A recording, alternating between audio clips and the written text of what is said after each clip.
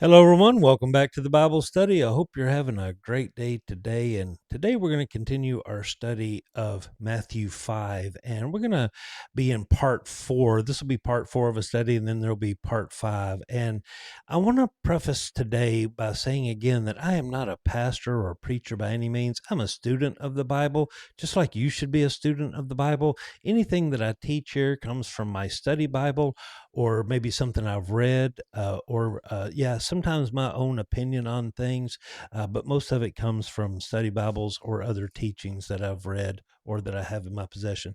So we're going to get right into it today. We're going to be talking about the six antithesis. We're going to take three of them today. We're going to be talking about murder, adultery, and divorce. And you can think about antithesis as teaching. It's just another word for teaching. So think of these as the six teaching.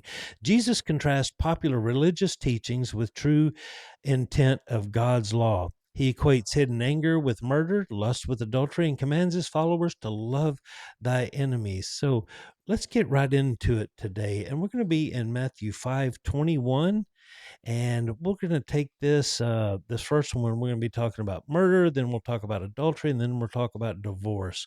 So here in this first one, Jesus says, "You have heard that it was said to the people long ago, 'You shall not murder, and anyone who murders will be subject to judgment. But I tell you that anyone who is angry with a brother or sister will be subject to the judgment. Again, anyone who says to a brother or sister, Raka, is answerable to the court, and anyone who says, 'You fool,' will be in the danger of the fire of hell.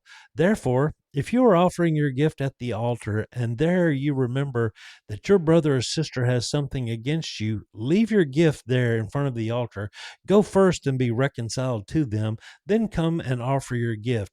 Settle matters quickly with your adversary who is taking you to court. Do it while you are still together on the way, or your adversary will hand you over to the judge, and the judge may hand you over to the officer, and you may be thrown into prison. Truly, I tell you, you will not get out until you have paid every last penny."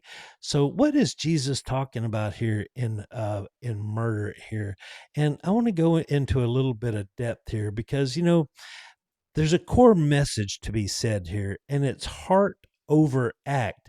You have heard it said that not murder, but Jesus says that harboring anger, using derogatory insults, or looking down on others make you liable for judgment. And there's a sense of urgency here in the reconciliation. If you're bringing your offering to God and remember that someone has an issue, leave your gift. Go and reconcile with that person first, then come back to worship, or however you offer whatever you have to offer to God. You must reconcile your heart first and be pure in heart, and then go back to your worship and settle disputes quickly. Jesus, as you would quickly settle a legal matter with the adversary before going to court, you should urgently make peace with people in your life to avoid ongoing compounding consequences. And I think that's the important message here, is just to reconcile with everybody and forgive everybody, and then and do it in an urgent matter. Here, Jesus is talking about adultery. You have heard that it was said, "You shall not commit adultery." But I tell you that anyone who looks on a woman lustfully has already committed adultery in with her in his heart. If your right eye causes you to stumble, gouge it out and throw it away. It is better for you to lose one part of your body than for your whole body to be thrown into hell. And if your right hand causes you to stumble, cut it off and throw it away. It is better for you to lose one part of your body than for your whole body to be thrown into hell. Wow, that sounds kind of extreme. Would you not agree? And here, Jesus addressing the internal root of adultery. He explains that lustful intent is equivalent to committing adultery in the heart, and he commands his followers to take a radical, decisive action to remove sources of temptation to avoid spiritual ruin. And so he wasn't talking figured literally about cutting off your hand. He was talking about removing the source of temptations. And to break it down a little bit more, Jesus quotes that traditional law against physical adultery, then expands its definition. He teaches that merely looking at someone with lustful intent is equal to committing adultery in your heart. Remember, our hearts must be free of any of this in order to be righteous. And Jesus, in the later verses, he uses an extreme figurative language, stating that if your right eye or your right hand causes you to sin, it should be cut off. Here he's emphasizing that it is far better to sacrifice something precious than allow sin to separate a person from God and lead to hell. And in this final portion, he's going to be talking about divorce. It has been said anyone who divorces his wife must give her a certificate of divorce. But I tell you that anyone who divorces his wife, except for sexual immorality, makes her the victim of adultery, and anyone who marries a divorced woman commits adultery. What is Jesus saying here? He's addressing the topic of divorce during the Sermon on the Mount, and he's raising the standard for marriage.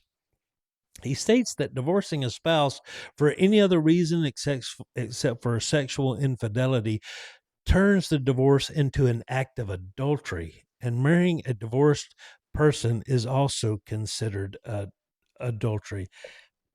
It seems a little bit extreme to me, but let's add a little historical and contextual meaning. So let's put it in context a little bit.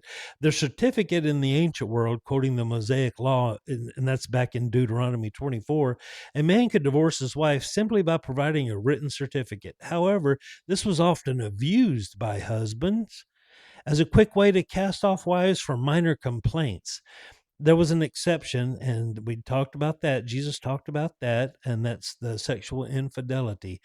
Adultery. By initiating an invalid divorce, the husband causes the wife to commit adultery when she inevitably remarries to survive socially or economically. Jesus equates the breaking of divinely intended union to the severe moral breach of adultery.